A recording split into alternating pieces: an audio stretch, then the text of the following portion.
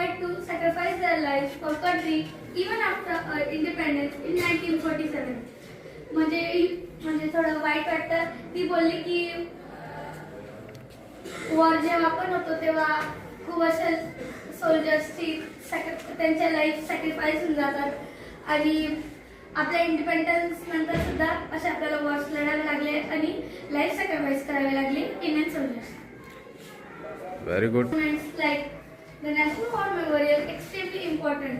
या सगळ्यामुळे असे मॉन्युमेंट्स असतात आपले जसं की नॅशनल वॉर मेमोरियल हे खूप इम्पॉर्टंट होऊन जातात.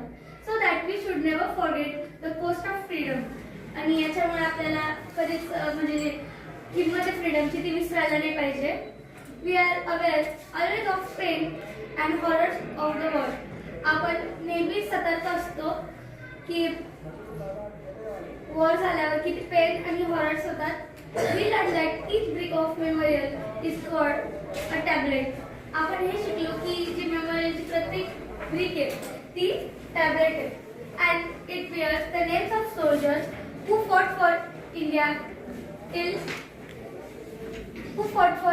and made supreme sacrifice in different wars from 1947 till date.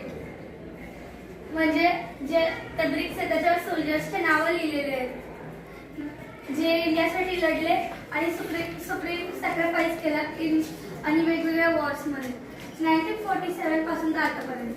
Tablets on which more than 26,000 names of fallen soldiers have been etched.